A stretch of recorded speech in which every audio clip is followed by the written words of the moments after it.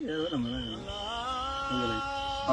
Ahmad Vettel गोठ हाजी बुड्ढो खान जमाली बांदी मां जी जेका ग्रेजुएशन थियल आहे कायदेवाम यूनिवर्सिटी नवाबशाह मां IT में शागिर्द आहियां। जॾहिं कंहिं बि स्कूल में पढ़ंदो हुयुमि त उतां जा उस्ताद चवंदा हुया त जेका इल्म आहे उहा 3 अख आहे इंसान जी, ऐं कलम इंसान जो ज़ेवर आहे। पर हिन माशरे में हिन यज़ीदी दौर में जिते अदलिया नाकाम हुजे, जिते पुलिस नाकाम हुजे, जिते वॾेरा शाही उरूज ते हुजे, उते कंहिं बि पढ़ियल लिखियल समाज जो रहण नामुमकिन बराबरि आहे। दादो ई असांजे मिसाल हाणे हीअ हथियार खणी को घुमण जो या वीडियो ठाहिण जो शौक़ु असांखे न आहे, इन करे ज़िंदगी में असां कॾहिं हथियार खयूं। असांजे वालदेन असांजे वॾनि जेका असांखे तरबियत ॾिनी उहा ई असांखे लिखाई पढ़ाई जी तरबियत ॾिनी हुई।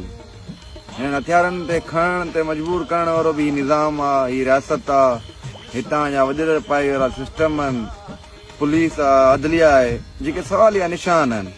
त हू कीअं पढ़ियल लिखियल नौजवाननि खे अहिड़नि मसइलनि में अड़ाइनि था जंहिंजे करे उहे नौजवान एतिरियूं डिग्रियूं हूंदे बावजूद बि अॻिते पंहिंजे वतन जी ख़िदमत करण लाइ नथा निकिरी सघनि, अॻिते किथे पंहिंजी क़ाबिलियत नथा ॾेखारे सघनि।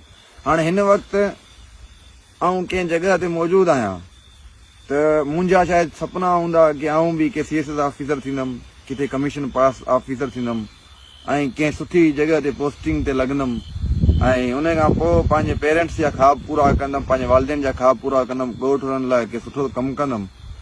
पर उहे सभु कारण जेके आहे न हिकिड़े झटके में ई इंसान जा ख़तमु करे छॾिया। उहे ख़ताऊं तबाह थी वियूं। उहे ॻाल्हियूं, उहे सोचूं जेके स्कूल में चवंदा हुया उस्ताद त कलम जेको आहे उहो ज़ेवर आहे शागिर्दनि जो, पर हाणे शागिर्दनि जे हथनि में जॾहिं हथियार अची वञे त छा था सम्झो त हीअ रियासत, हीअ माशरो, हीअ वॾेर पाई निज़ाम, हीअ पुलिस, हीअ अदलिया, हीअ माना हथ सां ॾियनि था त तव्हां खणो। हाणे हीअ माना खणण या त असां पंहिंजे पाण खे बचायूं या त वरी असां ॿिन्हिनि खे मारियूं, ॿियो त कुझु ई न आहे। छो जो ॾिसो न एतिरो नुक़सान थी चुको आहे, हाणे असां में बर्दाश्त जी माना हिकिड़ी टके जी उमेद न आहे। लाज़मी ॻाल्हि आहे जेतिरा उहे 3 खून करे चुका आहिनि, जे हाणे इरादे सां ईंदा त माना एतिरा कमज़ोर त असां बि न आहियूं, जे थी सघनि था हू ॾाढा हूंदा, भला 2 मारींदा असांजा त 1-2 खे असां बि किराए वेंदासीं। पोइ इहा दुश्मनी ईअं पई हलंदी, पोइ क़बाइली जहिड़ा पिया ईअं हलंदा जेके रियासतूं, हितां जा वॾेरा, हितां जा नाल चाहे उहिदेदार इहे त चाहिनि था त निज़ाम ईअं हलंदो रहे, छो जो असां इन्हनि जूं पगूं संभालींदा रहूं, इहे ईअं दुश्मननि जे वर चढ़ियल हुजनि। हू कंहिं बि पढ़ियल लिखियल समाज खे क़बूल करण जे क़ाबिल ई न आहिनि। महिरबानी।